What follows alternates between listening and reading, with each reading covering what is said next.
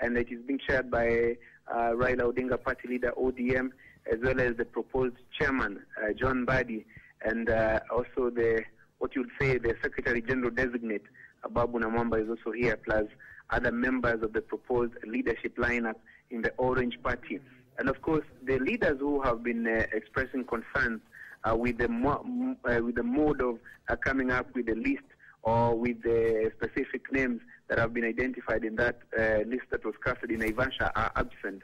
That is Paul Otoma, the Member of Parliament for Funyula, Junet Mohammed, the MP for Suna East.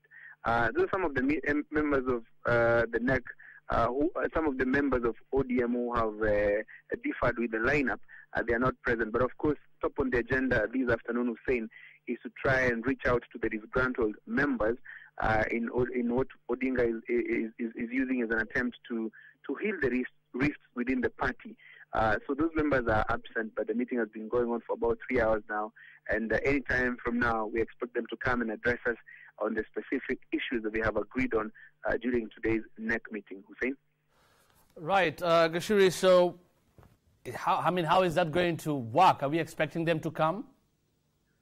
None of them is expected to come, Hussein. But from what we gather, the meeting is mandating Ababu Mbadi and, of course, Raila himself to try and reach out to the disgruntled members because they're saying when the party is coming from a difficult time that was, of course, characterized by a lot of push and shove, whose hallmark was the forceful ejection of party's executive director Margaret Langat about a month ago.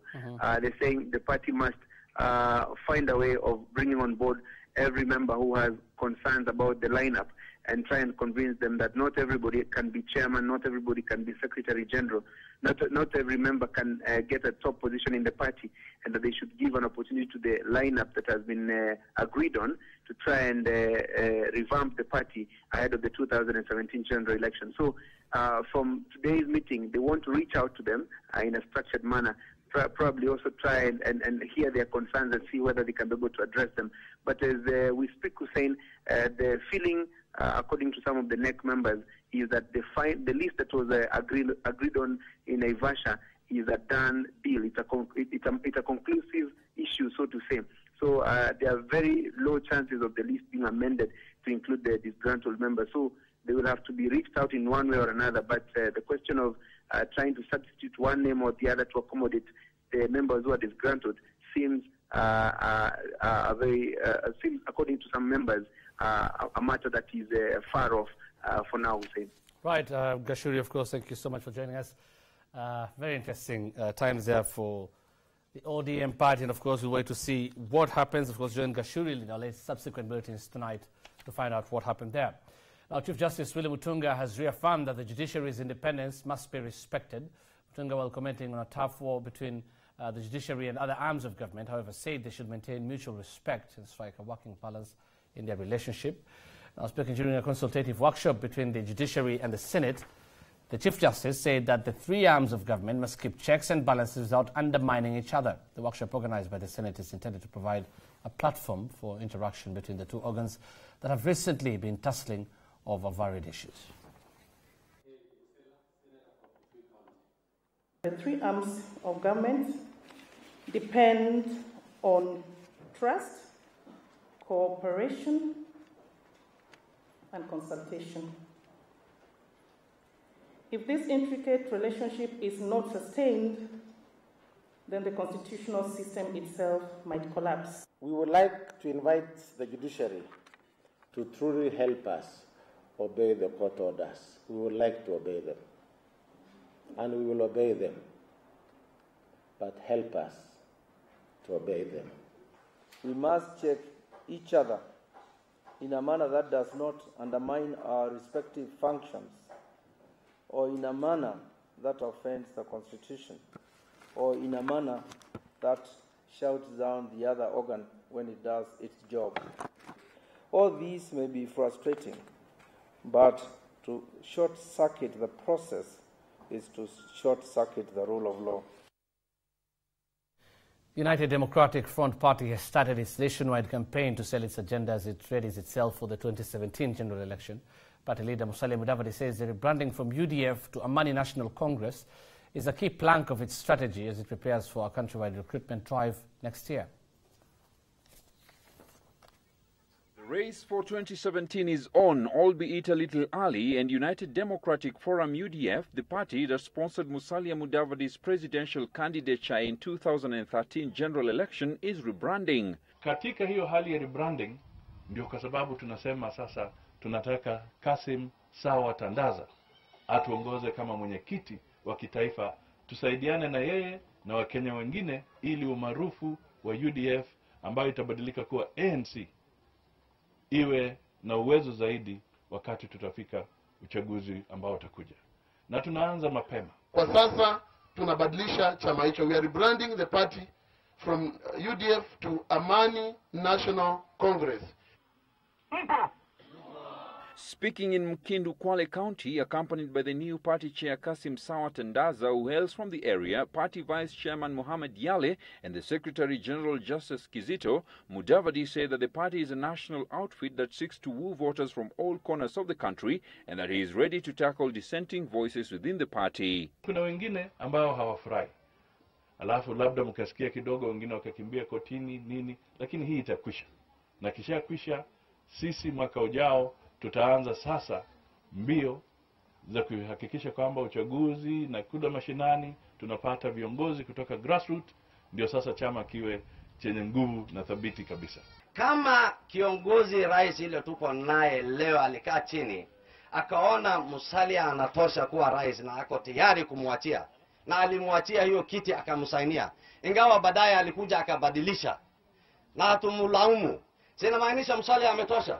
Tunazunguka Kenya nzima, sio kwa kupiga domo ama kuhadaa watu, lakini kusaidiana pale inapowezekana na kuwaambia kwamba wakati ni sasa wa kuona kwamba Mheshimiwa Musalia Mudavadi anachukua nafasi yake ya urais wa nchi ya Kenya.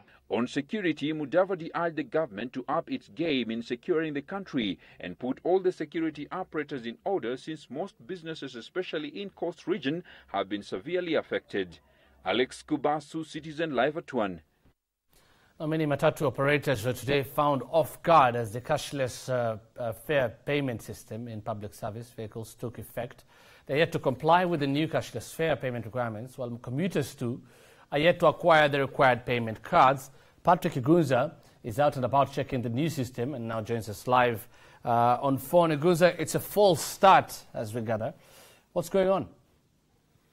Thank you very much, Hussein. Indeed, as you put it, it's more of a false start because most commuters and as well as matatu operators don't seem to be actually ready for this kind of system. Only a handful of PSVs actually have these devices installed in their matatus, and so majority of them are actually still struggling to see how the system actually does work. We've spoken to a number of commuters.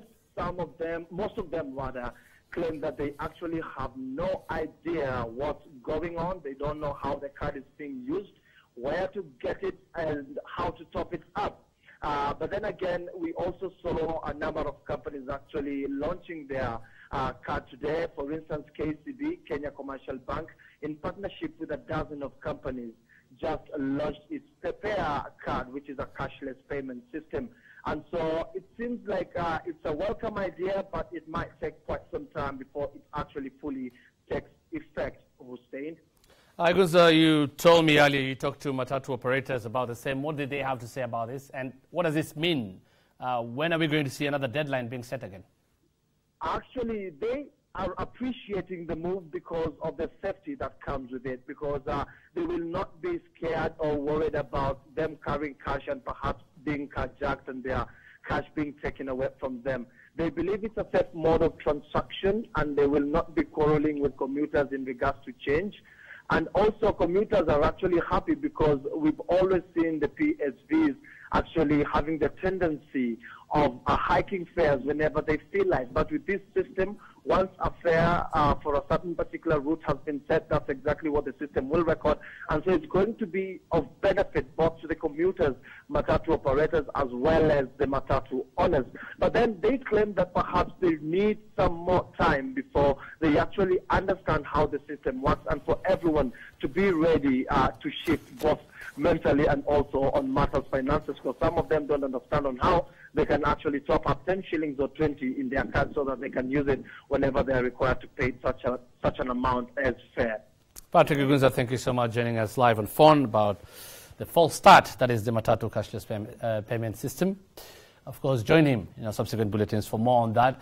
More than 500 members of the controversial Ndibidi farm in Naivasha yesterday held a demonstration to protest against a scheme by civil servants and unscrupulous traders to grab the land. Now, according to the farmers, they have lived in the area since 1964 after having legally acquired the land from a colonialist.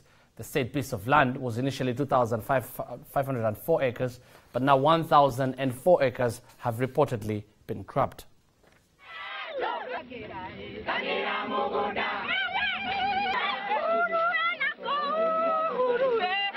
Haja yetu kubwa ni hii shamba yetu irudishwe venye ilikuwa, pamoja na mipaka yetu na beacons, na tulikuwa tumepeleka hiyo malilio kwa DC tukiwa na barua kutoka kwa Registrar of Companies, tupewe security na DC ndio tulete survey wetu hapa aturudishie mpaka. Tukamupatia makaratasi yetu yote ya shamba, alitubukusa akatusukuma kwa polisi, lakini polisi walishindwa.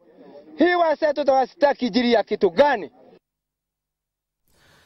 In Nyandarua, leaders from the county want the Nairobi City Water and Sewerage Company to ensure that residents of the county benefit from the water proceeds it gets from the county. Alex Chagi with a story. Speaking in Jabini Sasumua Dam over the weekend, the leaders from Nyandarua observed that most of their residents do not enjoy the privilege of having piped water, despite living in an area that is source of water used in the city. The 3 wards that are in South Kinangop, that is Magumu, Gitafai, na Nyakeo, hakuna tone hata moja. People from Nyandarua and the sub-county of Kinangop have for a long time felt shortchanged. That all along we have had our water from our area, a resource that is used far away.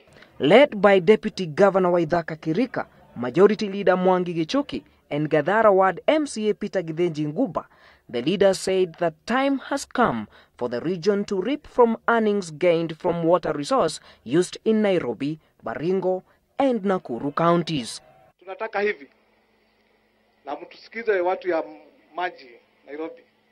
Tafadhali, tushirikisheni kwa kila aina njia yoyote. However, Nairobi City Water and Sewerage Company Managing Director Engineer Philip Gichuke said water is a shared resource and that the demand by a section of leaders from Nyandarua County can only be granted if there is a legal framework to that effect. Water is a shared resource, and it has to come from the catchment and to the consumers.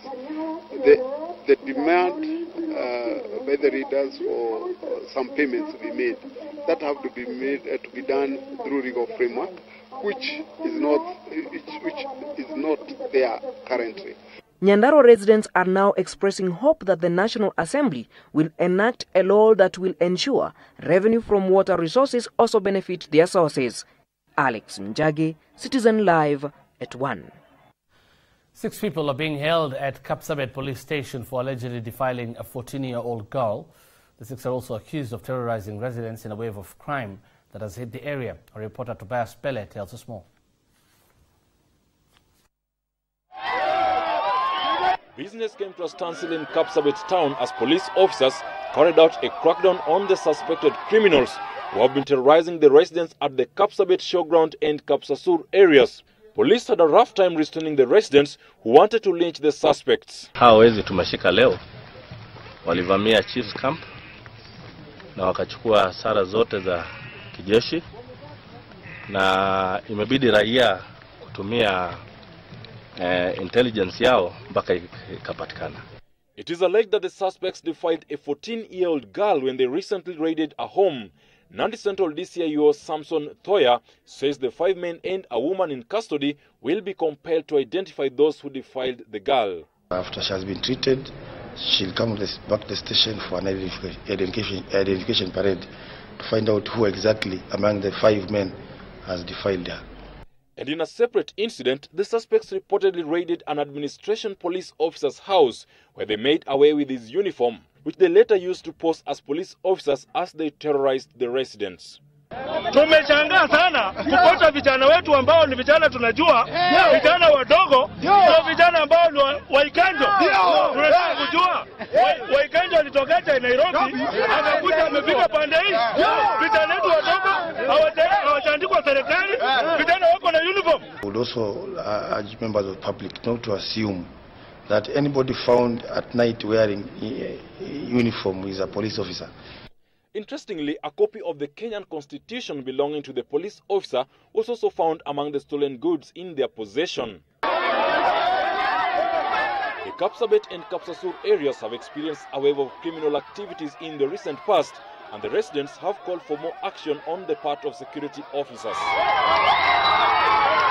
Tobias Bele for Citizen Live at 1. Schoolgirls living in most rural areas, especially those from pastoralist communities, often struggle to cope with stigma during their monthly cycles because they cannot afford sanitary towels. But a new initiative dubbed the Judiciary program is pledged to offer a year's free supply of sanitary pads to needy girls residing in a safe house in Doldol, Laikipia County. Safi Godana has the details. Apart from the challenges that come with the stigma during their monthly periods, girls in many pastoral communities also have to struggle with the problem of female genital mutilation and early marriages, as many of them are considered as an investment. It is for this reason that the Judiciary program, in partnership with One More Day for Children and governmental organization, came together and pledged to distribute a stock of 1 year's supply of free sanitary towels to the girls living in Doldol, Laikipia County. A good number of girls, up to around 72% of the girls, mentioning that lack of sanitary towels actually is a leading cause of absenteeism in school for the girls. And another thing is that less than 50% of the community is supportive of girls' education. In many poverty-stricken areas, girls are forced to drop out of school and forced to get married so that the family can get bread in return, a situation that has seen many of them run away from their parents to safer homes where they can be rescued. Early marriage in itself, or FGM, is a type of conflict. And for every child, the best place to be is within the family. And if we go kufunga kila mtu hapa, and then the children will remain where? So what we do is after they are arrested, or the parents or whatever, then we talk to them, we bring them together, they resolve and they forgive each other. According to a study conducted by One More Day for Children, a non-governmental organization, some of these girls use materials like t-shirts, handkerchiefs, and even feathers because of lack of sanitary towels.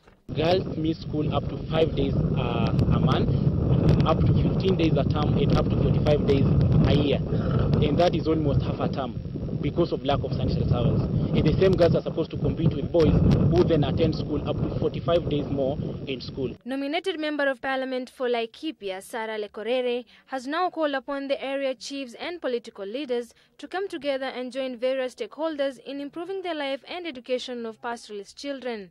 Safi Godana, Citizen Live at 1.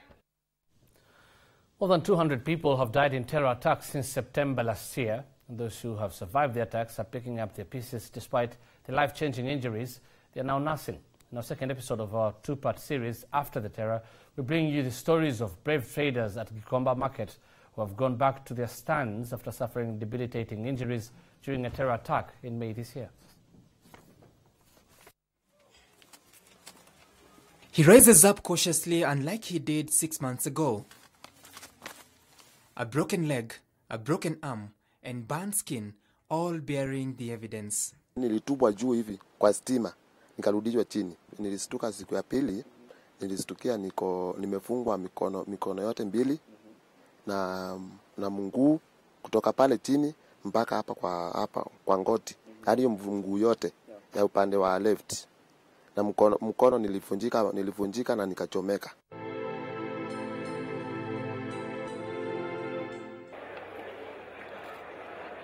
On the afternoon of Friday the 16th of May this year, Mbaluka was at his workplace in the Gikomba market when he heard an explosion.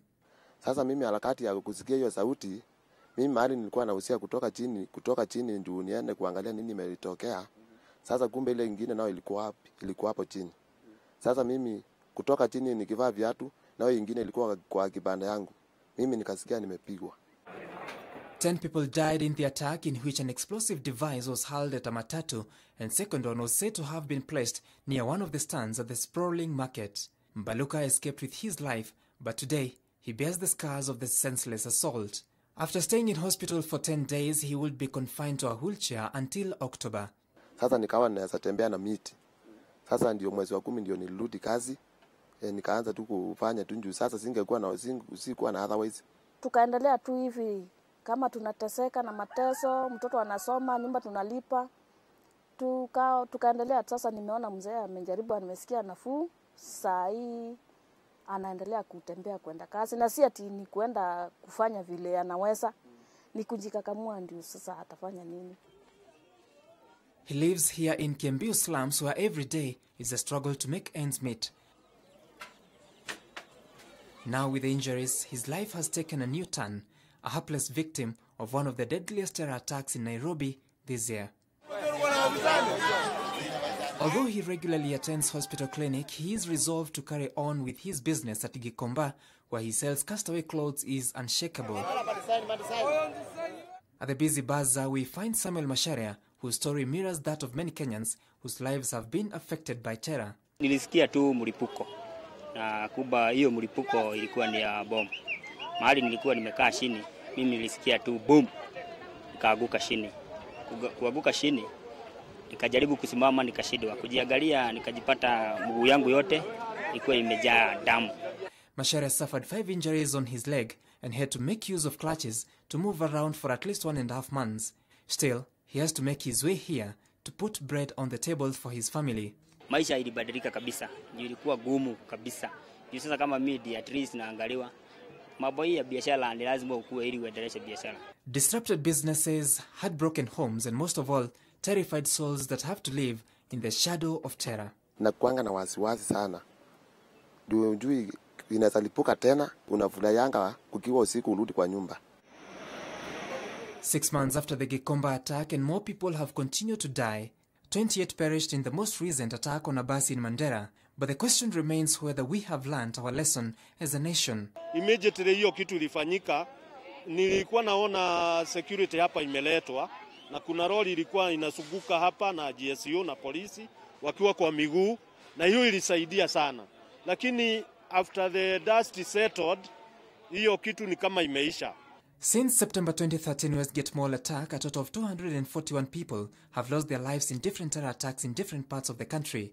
But behind the statistics lie the families of victims and survivors whose call has always been. Kitu kama hii inaitwa bomu, inaripuka kama huko unjui, unastukia umeumia. Na hiyo si kitu uko ready kungojea, si kitu kama ugonjwa. Unajua kuna ugonjwa na kuna kitu kama hii. Sasa hiyo ndio nasema at least kama kuna uwezo serikali inafaa isimamie kitu kama hiyo.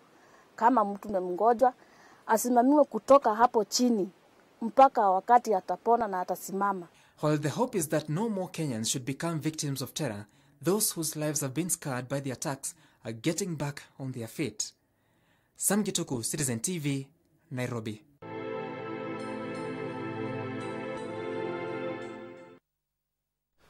Live at 1 takes a short break now. Business and sports is still ahead. Stay tuned.